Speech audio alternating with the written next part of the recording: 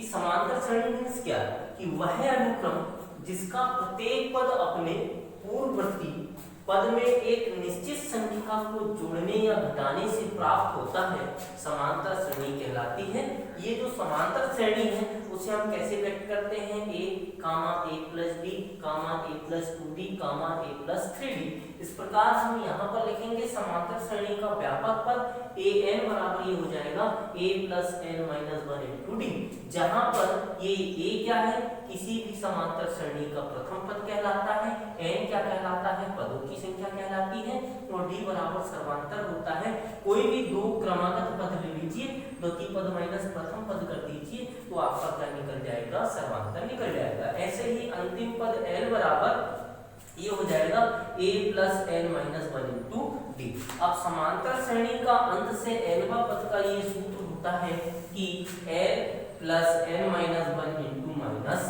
D. अब यहीं पर आप लोग देख रहे हैं कि ये प्रश्न लिखा हुआ है, प्रश्न एक कि श्रेणी 5, 11, 17 डैश का 10वां पद क्या होगा। तो हमने सबसे पहले हल में लिखे कि 5, 11, 17 डैश में। अब हम यहाँ देख लेते हैं कि इस श्रेणी में हमारे पास a बराबर क्या है, a बराबर है हमारे पास 5, तो हमने लिख दिया 5। फिर उसके बाद हमें देखें फार्मूले में किसकी आवश्यकता है, तो फार्मूले में हम देख लेते हैं कि किसकी आवश्यकता है, n की आवश्यकता है, और इस सवाल में हमारा n क्या है, 10 है, तो n बराबर हमने यहाँ पर कितना लिख दिया भाई, 10। फिर उसके बाद देख लीजिए अपने को इस फार्मूले में किसकी आवश्यकता है, d की आवश्यकता है, तो हम क्या करते हैं कि यहाँ हमने n बराबर 10 लिख दिया, तो d बराबर, अब d बराबर द्वितीय पद माइनस प्रथम पद होता है, तो हमने लिखा द्वितीय पद माइनस प्रथम पद। अब द्वितीय पद क्या है, तो हमने बोला है कि कोई भी क्रमागत पद ले लीजिए, तो द्वितीय पद हमारा ये दो ले लेते हैं हम 5 और 11 में, तो 11 हमारा द्वितीय पद हो जाएगा और 5 हमारा प्रथम पद हो जाएगा। यानी हमने लिख लिया d बराबर 11 माइनस 5, तो d बराबर 11 में से 5 गया तो हमारा कितना बच जाएगा, 6 बच जाएगा। इस प्रकार से हमारा d का मान निकल गया। अब यहाँ पर देख लीजिए क्या बोल रहा है, 10वां पद बोला है, तो अब हम चूंकि जानते हैं कि व्यापक पद an या tn भी बोल सकते हो आप, तो ये होता है a plus n minus 1 into D. अब यहीं पर देख रहे हैं a और n का मान आपका कितना लिखा हुआ है, 10 लिखा हुआ है, तो हमने ये a10 लिख दिया, या आप t10 भी लिख सकते हो। अब a का मान देख लीजिए कितना है, 5 है, तो हमने लिखा 5 इंटू n का मान कितना है, 10 है, तो हमने लिखा 10 और ऋण 1 हो गया, और d का मान हमने निकाला है कितना है, हमारे पास 6 है, तो हमने 6 लिख दिया। यानी a10 बराबर ये हो गया 5 धन, अब 10 में से 1 गया तो 9 धन कितना हो गया, 6, यानी a10 बराबर हमारे पास 5 धन, अब 9 छक्के कितना होता है, 54 होता है, तो a10 बराबर 54 में हमने 5 जोड़ दिया, तो ये कितना हो गया हमारा 59, यही हमारा क्या हो जाएगा। अब चलिए अभी सेकंड सवाल देखते हैं। पर सबसे पहले हल में हमने लिख दिया कि भाई ये क्या है, श्रेणी है 1/9 4/9 7/9 और डैश का कौन सा पद, 10वां पद,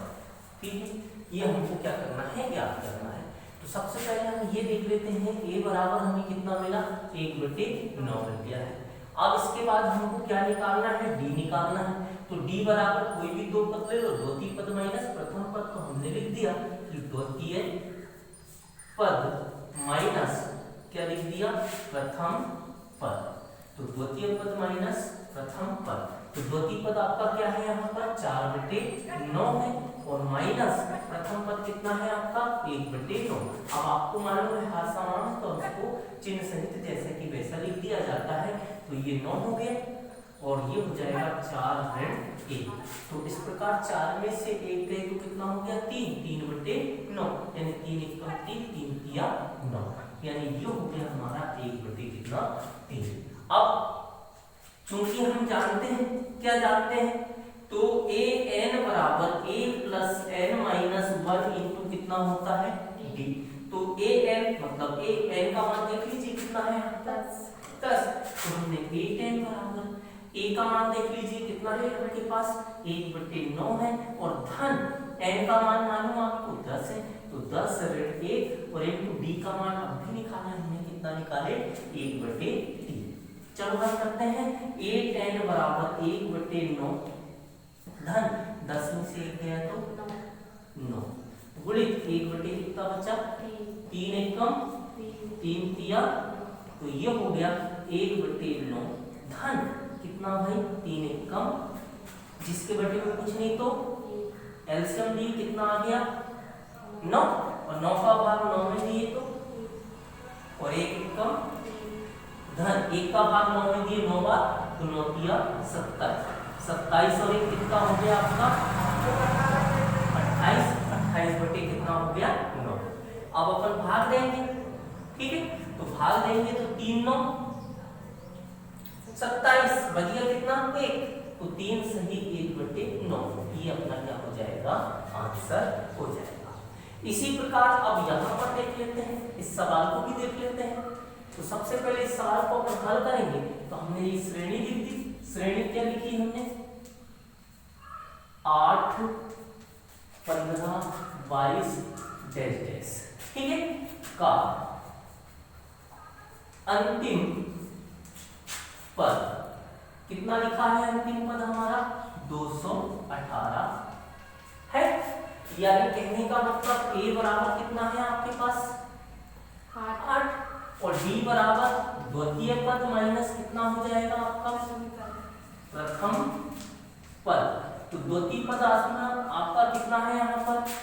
तो द्वितीय पद है 15 माइनस प्रथम पद कितना है 8 यानी d बराबर आपका कितना निकल गया यहाँ से 7 ठीक है। फिर उसके बाद देख लीजिए आप अंतिम पद l बराबर कितना है आपका 218 और चूंकि आप जानते हो कि अंतिम पद l बराबर a plus n minus 1 into कितना होता है d होता है तो l का मान आपके पास कितना है 218 a का मान कितना है आपके पास 8 धन n का मान देख लीजिए कितना है आपका n का मान यहाँ पर ज्ञात है क्या आपको नहीं है तो हम जैसे कैसे लिख देते हैं n माइनस 1 और इनटू d का मान आपका कितना आ गया है 7 तो यहाँ से आपका पक्षांतर कर दें तो ये हो गया 218 ऋण 8 बराबर यहाँ से गुणा कर दीजिए इसका पक्षांतर धन का तो इधर आके ऋण का अब 7n या फिर कहने दीजिए इसको n माइनस 1 इनटू कितना रख देते हैं पर 7 अब घटा दीजिए तो कितना बचा भाई 210 बराबर n माइनस 1 और इनटू कितना हो गया यहाँ से 7 ठीक है। अब ये 7 का काटेंगे हम तो कितना बचा यहाँ से n माइनस 1 इंटू 210 बटे कितना हो गया 7 एक कम 7 तिया और 7 शून्य क्लियर। अब पहले इसको लिख लो n माइनस 1 बराबर कितना बेटा 30 इसीलिए n बराबर 1 का कर दो पक्षांतर तो 30 धन कितना हो गया 1 यानी n बराबर कितना हो गया आपके पास 31। अब यहाँ सवाल ने क्या बोला है पदों की संख्या ज्ञात कीजिए तो इस प्रकार पदों की संख्या कितनी आ गई अपनी 31 और यही हमारा क्या हो जाएगा है समांतर श्रेणी 6 10 14 डैश 86 का अंत से 12वां पद याद कीजिए। तो सबसे पहले तो हम ये लिख लेते हैं हल ठीक है। हल में हम सवाल जैसे कि वैसे लिखते हैं मैं डायरेक्ट करता चल रहा हूं आप लोगों को तो a बराबर आपका कितना है 6 फिर उसके बाद देखो जरा अपने को किसकी आवश्यकता पड़ेगी इसमें d की आवश्यकता पड़ेगी तो d बराबर हम क्या निकाल लेते हैं तो ये d बराबर हमने लिख दिया द्वितीय पद माइनस प्रथम पद तो द्वितीय पद हमारा क्या है यहाँ पर 10 ऋण प्रथम पद कितना है 6 बराबर कितना हो गया आपका 4 तो d का मान हमारा कितना निकल कर आ गया 4 निकल कर आ गया। अब अंतिम पद यानी l बराबर देख लीजिए आपका कितना है भाई 86 और अंत से 12वां पद बोल रहा है यानी कहने का मतलब l बराबर आपका यहाँ पर कितना हो जाएगा 12 क्योंकि हम जानते हैं AP का अंत से nवां पद तो ये होता है l plus n minus 1 into minus b। ठीक है, तो अब बराबर के नीचे बराबर लिख देंगे। अब l का मान देख लीजिए कितना है आपका 86, धन n का मान देख लीजिए कितना है, n का मान 12 और ऋण 1 और गुणित b का मान देख लो कितना है 4, तो ये काटता है माइनस, तो ये ऋण का हमने क्या लिख दिए 4। अब हल करते हैं 86 धन 12 में से 1 गए तो गुणित ऋण का 4, तो ये हो गया 86 धन ऋण ऋण 4 एकम 4 और 4 एकम 4, तो घटा दीजिए यहाँ से 6 में से 4 गए तो 2 और यहाँ 8 में से 4 गए तो कितना हो जाएगा 4 और ये आपका क्या हो जाएगा। अब इसे भी हम हल लिखते हैं, तो हम क्या करते हैं देखना, किसी समांतर श्रेणी का 5वां पद 11 और 9वां पद 7 है तो 16वां पद ज्ञात कीजिए। तो सबसे पहले हम मानते हैं, माना समांतर श्रेणी का प्रथम पद कितना है a तथा सर्वांतर कितना मान लें अपन, ये b है मान लीजिए। अब इसके बाद अपने को हल करना है, तो प्रश्नानुसार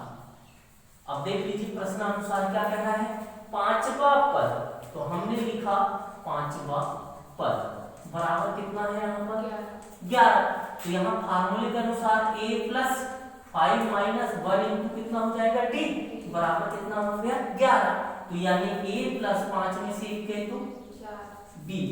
बराबर 11, समीकरण नंबर कितना हो गया ये 1। पुनः प्रश्नानुसार, तो देखो जरा प्रश्न क्या कह रहा है यहाँ से फिर से कि अब कौन सा पद,